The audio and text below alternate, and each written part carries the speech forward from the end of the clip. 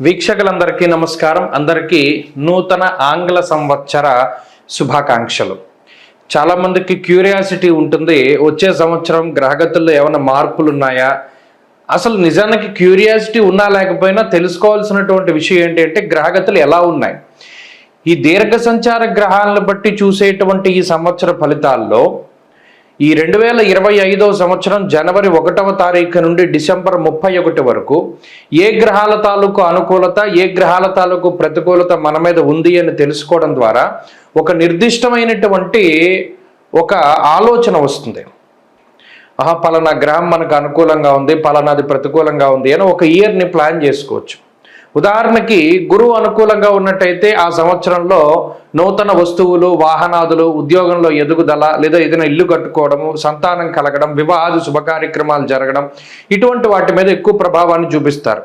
శనేశ్వరుడు అనుకూలంగా ఉంటే ఆర్థిక స్థితిగతులు మెరుగుపడుతూ ఉండడం, రాజకీయ లబ్ధి ఉండడం, జనాకర్షణ కలగడం, వ్యాపారాభివృద్ధి కలగడం, విదేశీయానం కలగడం, ఇటువంటివన్నీ కూడా జరుగుతాయి.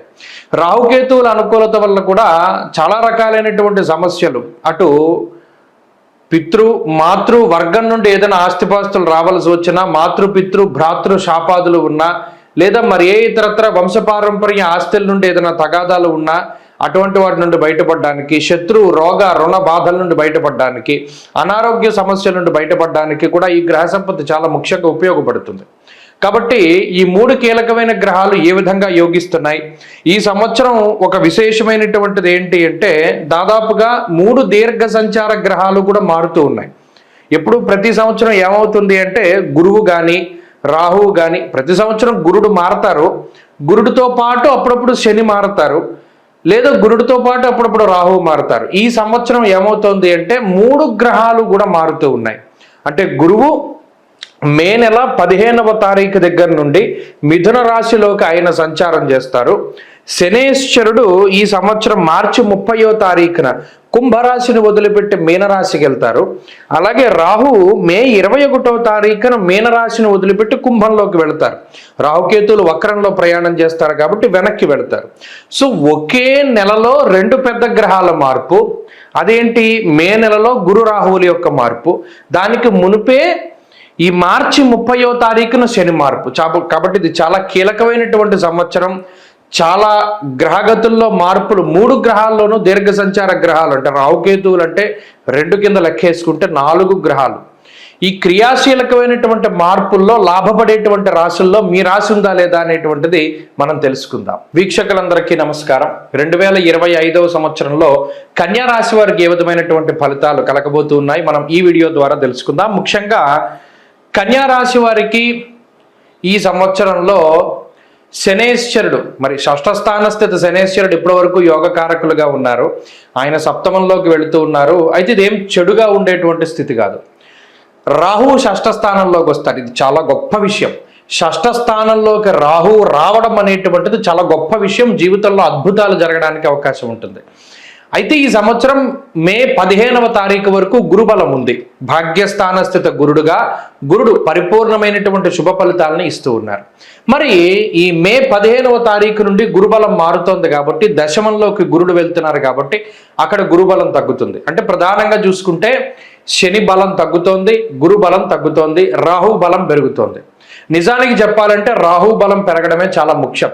మిగతా గ్రహాలు ఎలాగైనా ఉండనివ్వండి, షష్ఠస్థాన స్థిత రాహు ఉండడం, షష్ఠస్థానంలో ఎప్పుడైతే రాహు ఉన్నారో గౌర్భూమి శత్రునాలాభం షష్ఠస్థానగతే పని.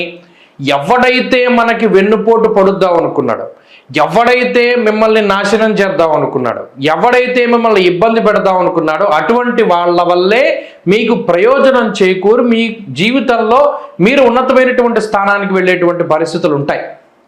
ఇది చాలా విచిత్రమైనటువంటి పరిస్థితి.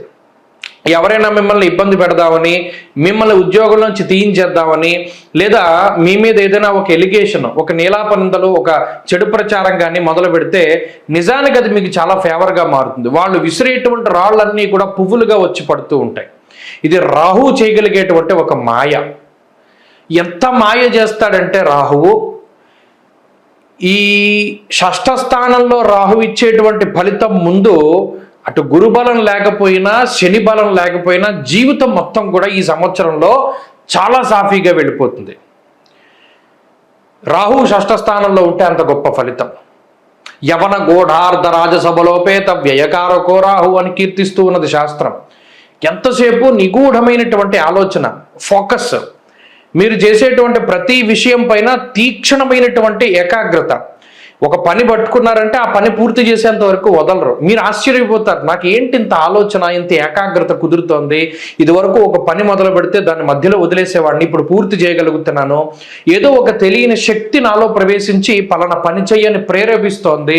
లేదు ఏ తీగ పట్టుకుంటే ఏ డొంక లాగచ్చు, లేదు మనం ఈ ముందుకెళ్ళాలి అంటే ఏ రకంగా వెళ్ళచ్చు, ఒక కాంపిటేటివ్ ఎగ్జామ్ రాయాలి అన్నా, లేదు ఒక ఇంటర్వ్యూ, ఒక మాస్, ఎంతో గొప్ప శక్తివంతమైనటువంటి సంస్థలో ఉద్యోగాన్ని పొందాలి, చాలా కాంపిటీషన్ ఉంది, అయినా సరే వెంటనే మీకు ఉద్యోగం వచ్చేటువంటి పరిస్థితులు. అంత మాయ చేస్తాడు రాహు. ఏంటంటే ఒక యూనిక్ స్కిల్ని డెవలప్ చేస్తాడు. ఎవరికీ లేనటువంటి ఒక స్కిల్ని తీసుకొచ్చి మనలో పెడతాడు.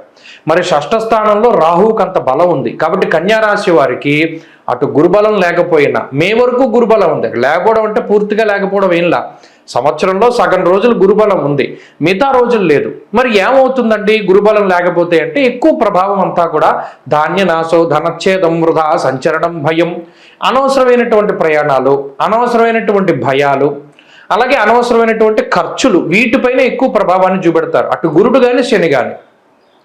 సప్తమ స్థానంలో ఉండేటువంటి శని కూడా అంతే, అనవసరమైనటువంటి ప్రయోగాలు చేయడానికి. అప్పటి వరకు సాఫీగా సాగుతున్న జీవితంలో పలానా దాంట్లో పెడదాం ఇన్వెస్ట్మెంటు, లేదా పలానా ఉద్యోగం మానేసి వ్యాపారం చేద్దాం, ఈ పిచ్చి పిచ్చి ఆలోచనలన్నీ తీసుకొస్తారు. అక్కడ ఖండించాలి, ఎప్పుడు సాగేటువంటి దాన్ని సాగనివ్వాలి. అయినా ఎంతసేపు రాహు బలంగా ఉన్నారు కాబట్టి మీకు అనుభవపూర్వకమైనటువంటి జ్ఞానం కనబడుతూ ఉంటుంది. ఈ అనుభవం మీదైనా అయి ఉండొచ్చు, పక్కవాడిదైనా అయి ఉండొచ్చు. తెలుస్తుంది, ఆ పలానా వాడు ఇలాగే వెళ్ళాడురా, ఉద్యోగం మానేసి వ్యాపారం కోసం వెళ్ళాడు, వాడు వ్యాపారంలో ఫెయిల్యూర్ అయిపోయాడు, అటు ఉద్యోగం లేక ఇది లేక ఇబ్బంది పడ్డాడు. ఇలా పక్క వాళ్ళ ఎగ్జాంపుల్స్గా అయినా తీసుకుంటారు జీవితంలో, లేదా మీ సొంత అనుభవమైనా ఉంటుంది. ఇలా జీవితంలో ఎప్పటికప్పుడు రాహు అలర్ట్ చేస్తూ ఉంటారు. అలాగే శత్రు బాధ నుండి, రోగ బాధ నుండి, రుణ బాధ నుండి రాహు బయటపడేస్తారు ఈ సంవత్సరంలో. కాబట్టి మే వరకు గురుబలం ఉంది, మే తర్వాత రాహు బలం ఉంది. సంవత్సరంలో ఇటు పూర్వం గురుడు, అటు తర్వాత రాహు బలంగా ఉన్నప్పుడు భయపడాల్సినటువంటి పనేలా కన్యా రాశి వారికి ఈ సంవత్సరం అద్భుతంగానే ఉంటుంది. కాబట్టి ఈ సంవత్సరంలో అటు వివాహాది శుభ కార్యక్రమాలు, సంతానానికి సంబంధించినటువంటి మంచి విషయాలు, అదే గృహోపకరణాలు, గృహాలు, ఇటువంటి వాటిని కొనుగోలు చేయడం, బంగారాన్ని కొనుగోలు చేయడం, ఇటువంటి విషయాలు, ఇలా ఆనందదాయకమైనటువంటి విషయాలు ఎక్కువ జరుగుతాయి.